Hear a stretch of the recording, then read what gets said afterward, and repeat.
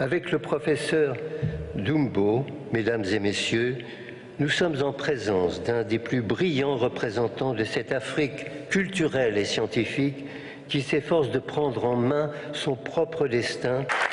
Le professeur malien Ogobara Dumbo, grand spécialiste mondial du paludisme, distingué à Paris pour ses recherches prometteuses.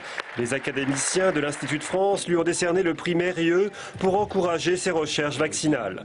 Ce fils de paysan dogon a débuté sa carrière comme médecin de village avant de s'orienter vers l'immunologie et la parasitologie. Il a été l'un des premiers à prouver l'inefficacité croissante de la chloroquine, traitement habituel contre le paludisme. Son centre de recherche, situé à Bamako, est l'un des pôles d'excellence de la recherche africaine, un laboratoire en pointe sur le chemin d'un vaccin antipaludéen.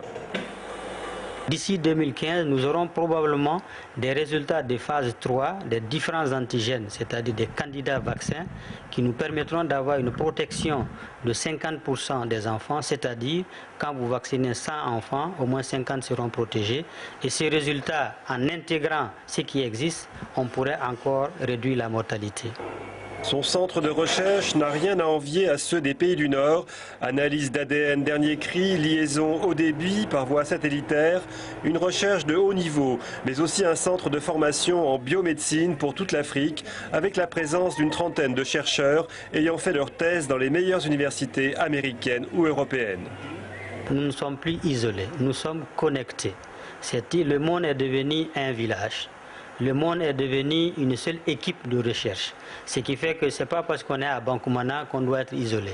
Et nous sommes à Bankoumana, vous voyez tout à l'heure, j'ai pu communiquer avec mes collègues qui sont aux États-Unis, qui sont en France, qui sont à Bamako. Le secret de la réussite de son laboratoire, c'est l'obligation pour les étudiants partis à l'étranger de revenir au Mali après leurs études. Ce contrat moral, 3 générations de médecins et de chercheurs l'ont respecté. Une réussite aujourd'hui récompensée par un prix scientifique doté de 400 000 €.